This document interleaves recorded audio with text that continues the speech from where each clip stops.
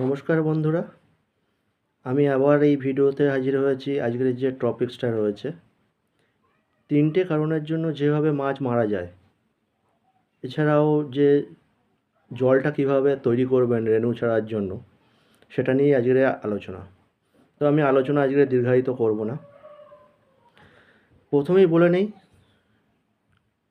তিনটি কারণের মধ্যে প্রথম যে বড় কারণটা আছে সেটা হচ্ছে পিএইচ। পিএইচটা যদি আপনাদের ঠিকঠাক থাকে, তাহলে জলের টেম্পারেচার হিসাবে আপনাদের 7 থেকে 8 থাকার কথা। এর বেশি বা কম যদি হয়ে যায়, তাহলে হয়তো মাছের বাড়ার ক্ষেত্রে কিংবা মাছের অসুবিধা হতে পারে।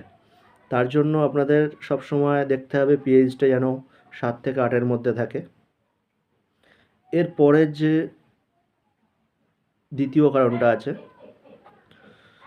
সেটা হচ্ছে ব্যাকটেরিয়া। কিছু ক্ষতিকর ব্যাকটেরিয়া থাকে পুকুরের ক্ষেত্রে, বেশিরভাগ এটা হয়। পুকুরের ক্ষেত্রে ব্যাকটেরিয়া কিংবা কিছু ক্ষতিকর পোকা থাকে, সেগুলোকে আপনাদের আগে নিকাশি করতে হবে, মেরে দিতে হবে, সেগুলোকে ধ্বংস করতে হবে। এবং তার সঙ্গে দেখা যায় কিছু বাচ্চা খেয়ে নেয় সেরকম ধরনের মাছ, যা আস্ত জীবিত মাছকে খেয়ে নেয়, ধরে খায়, সেই ধরনের মাছ যেমন শোল মাছ, রূপচাঁদ মাছ, এইসব মাছগুলোকে থেকে দূরে রাখতে হবে। এইসব মাছগুলো রাখলে হবে না। আর তৃতীয় কারণটা হচ্ছে পরিমাণ মতো অক্সিজেন থাকার দরকার জলে। অক্সিজেন সরবরাহ না থাকলে জলে প্লাঙ্কটন হবে না। তো প্লাঙ্কটনটা তো জরুরি মাছের ক্ষেত্রে। জীবিত মানে জীবন্ত কণা, জুপ্লাঙ্কটন, ফাইটোপ্লাঙ্কটন, এগুলো তো আপনার জলে অবশ্যই দরকার। তার জন্য আপনার প্লাঙ্কটনটা তৈরি করতে গেলে অক্সিজেনের পরিমাণটা যথেষ্ট দরকার ওখানে।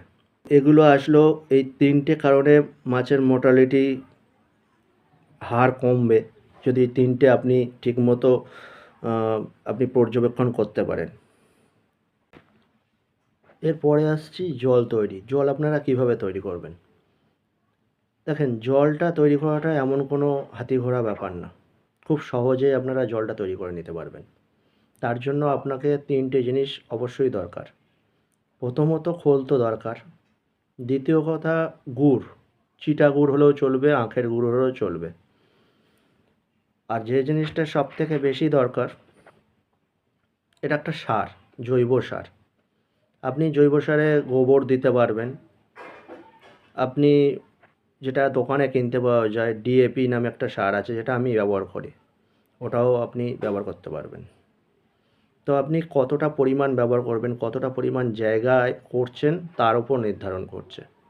তো আমি সংক্ষেপে একটা বলি, প্রত্যেক শতকে আপনি 200 গ্রাম করে ব্যবহার করুন। প্রত্যেক শতকে 200 গ্রাম করে ব্যবহার করতে পারেন। আপনি তার কম করতে পারেন, কিন্তু তাতে জলের মানটা ভালো হবে না। তো তাতে করে কি হবে, আপনার ফের ব্যবহার করতে হবে। আর সবথেকে মেন জিনিসটা হচ্ছে, এর সঙ্গে যদি আপনি একটা প্রোবায়োটিক ব্যবহার করেন না, খুব তাড়াতাড়ি ব্যাকটেরিয়া, যে উপকারী ব্যাকটেরিয়াগুলো মাছে খায়, সেগুলো খুব তাড়াতাড়ি বৃদ্ধি পায়। তো আপনি প্রোবায়োটিক, তো আমি অন্য একটা ভিডিওতে দিয়ে দেবো কী প্রোবায়োটিক ব্যবহার করবেন, সেটা আপনি দেখতেই পারবেন ভিডিওতে। তো জলটা আপনারা তৈরি করার আগে 24 ঘন্টা আগে আপনি ওটাকে ভিজিয়ে রাখতে হবে। আপনাকে যে তিনটে জিনিস বললাম, সারটা দিতে হবে জৈব সার, গোবরও ব্যবহার করতে পারে, আর ব্যবহার করতে হবে আপনাকে গুড়, আর আপনাকে সর্ষের খোল।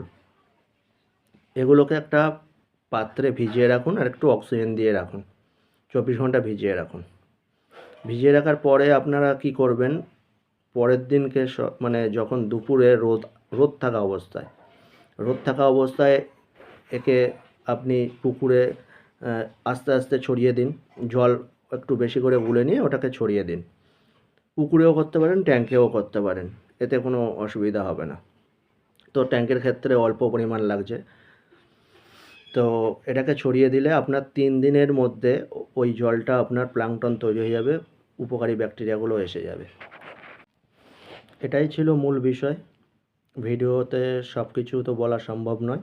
তো আরও যদি বিস্তারিত কিছু জানার থাকে অবশ্যই স্ক্রিনে দেওয়া মোবাইল নাম্বারে অবশ্যই কল করবেন। আর কেমন লাগলো ভিডিওটা অবশ্যই কমেন্ট করে জানাবেন। লাইকটা তো করবেন অবশ্যই। আর নতুন ভিডিও পাওয়ার জন্য সাবস্ক্রাইবটা অবশ্যই করবেন। নমস্কার।